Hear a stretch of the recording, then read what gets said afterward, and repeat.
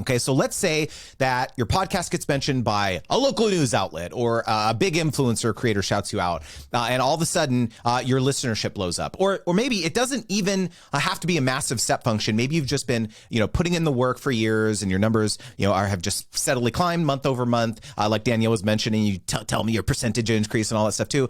And maybe you've been working with some brands for a long time. How do you go back to them and basically say, you got to pay me more money now, right? Adam, have you ever had this happen, like a creator asking for a higher CPM? And A, what do you say to them? And B, how do brands typically react to that situation? 2 minutes.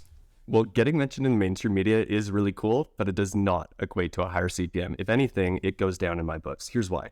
You just got an influx of brand new listeners that are not deeply connected to you. They heard about you in the news. They want to listen to a brand new episode. They are not deep in your influence funnel. They're not Patreon subscribers here. They're not integrated into all the content that you've been dealing and dishing out for the past 2 years. You don't have the same ability to convert them for a brand as you would your core audience that's been with you for years.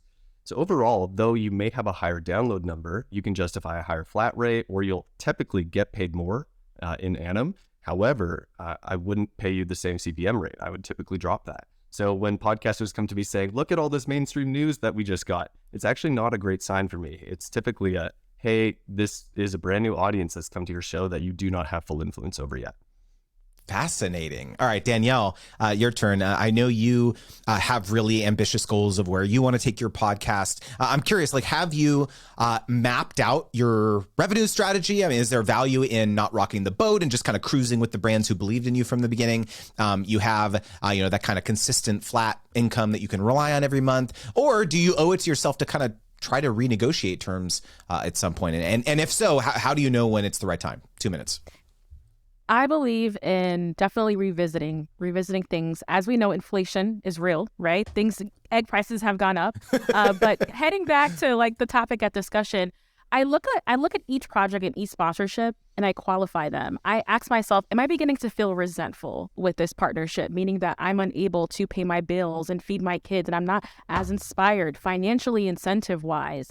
Is it worth my time anymore? It's like two sides of a coin. There's the cost, income stability of having a sponsor that is steady, but also the opportunity cost. I can be maybe more fulfilled and have a bigger bank account as a result of just asking for more or seeing if this may not be a good fit. So qualifying all of your sponsorships at least once a year, your long-term ones, I think is very important, and just to revisit how energized you feel.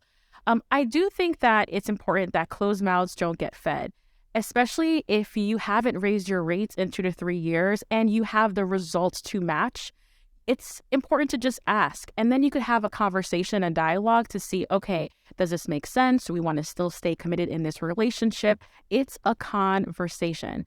If you are thinking about raising your rates, though, do it tactfully. Don't be jarring and just say this or else. Maybe give them 90 days notice or a couple of months notice to really ease it in, let them know that this is what you're thinking about. And I think that goes over a lot more well than just being jarring with the rate increase.